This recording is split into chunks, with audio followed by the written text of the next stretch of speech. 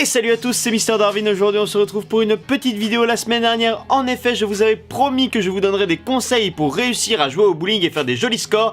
Et c'est maintenant, j'espère que tu es prêt. C'est parti. Simple, efficace, pas cher. Alors ça peut être tout con, mais la première chose qui rentre en jeu, c'est bien choisir sa boule. Et réellement, c'est pas des conneries. Parce qu'il faut pas que t'en prennes une trop légère, parce que sinon ta boule aura aucun impact sur les quilles. Les quilles, elles vont rigoler en voyant ta boule.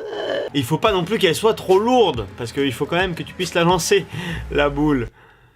Ouais bon, je sais c'est con, mais bon c'est un petit point que je voulais rappeler. Voilà. À partir de maintenant, on va arriver dans un point qui est essentiel pour réussir des bons scores au bowling. Il faut pas que tu te places n'importe où avant de lancer ta boule. En effet, sur la piste, quand tu arrives, il y a des petits points qui te permettent de te repérer sur où tu es dans la piste. Parce que oui, quand nous on fait du professionnel, c'est à la latte de bois près qu'on se place. Réellement, c'est pas des conneries. Donc en gros, tu vas te choisir un petit point et en fait après tu choisis une flèche pour lancer ta boule. En général, si tu lances ta boule flèche 2, tu vas te placer à peu près point numéro 3 pour que ta boule rentre dans la poche pour que ça puisse faire strike. Je t'explique ce que c'est que la poche tout de suite. La poche, c'est simplement la boule où elle doit taper pour que ça fasse strike. Et en gros, c'est l'espace entre la quille 1 et la numéro 2 ou l'espace entre la quille 1 et la numéro 3. Et donc c'est vachement important le placement parce que si tu te places mal, ta boule peut plus ou moins rentrer dans les quilles et plus ou moins faire de la merde. Tu vois ce que je veux dire? C'est pour ça que quand je vais au bowling, que moi je connais toutes ces techniques et que je vois les bambis prendre une boule et tout de suite tirer, revenir sans regarder ce qu'ils ont fait, reprendre une boule et retirer alors que le râteau est même pas tombé,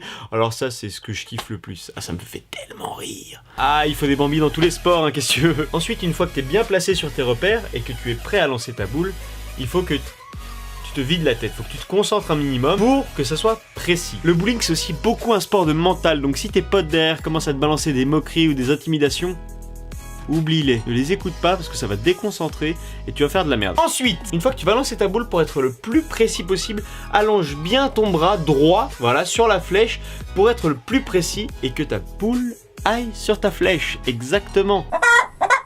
Ça arrive souvent de donner un coup de bras, c'est-à-dire au lieu de balancer tout droit comme ça, tu balances à gauche ou à droite, ça dépend. Donc le bras droit, c'est vraiment très important, il faut que tu allonges ton bras sur ta flèche. Et donc si tu as fait tout ça, que ton placement est bon, que tu lances sur ta flèche et que ta boule arrive dans la poche, normalement, tu as un très gros pourcentage que toutes les quilles tombent d'un coup et fasse un strike. Quand tu débutes, évidemment que tu ne feras pas des strikes tout de suite et donc il faudra bien évidemment faire des spares. Et pour les spares, je vais te donner une petite astuce. Suivant les quilles qui te restent sur la piste, il va falloir que tu te décales par rapport au point initial où tu t'es placé pour lancer ta première boule. Imaginons que là c'est ta flèche, tes quilles sont là, et ben il va falloir que ta boule aille à gauche. Donc pour ça, il faut que tu te décales à droite pour que ça fasse pivot, tu vois ce que je veux dire? Si tu veux que ta boule aille à droite, tu te décales à gauche. Si tu veux que ta boule aille à gauche, tu te décales à droite. Et je rassure les débutants dès maintenant, hein, tu fais pas des très bons scores dès le début et tu fais pas de très bons scores surtout en faisant des strikes. Pour faire des très bons scores, il faut fermer et faire des spares. Tu feras de très bons scores, je te rassure. Et je te jure que quand tu fais une partie avec que des spares, et ben les quilles vont monter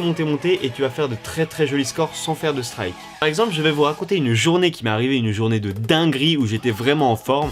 C'était au bowling de Chambéry, qui est vraiment un billard. Je fais 3 ou 4 parties et là je fais une partie, j'explose mon score.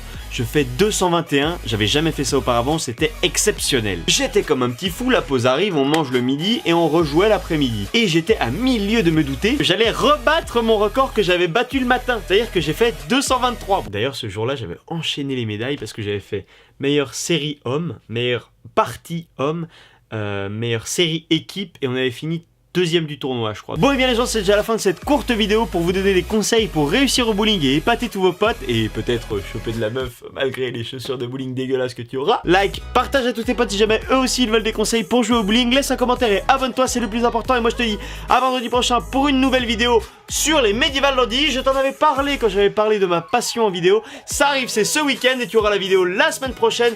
Je te fais plein de bisous. La bise.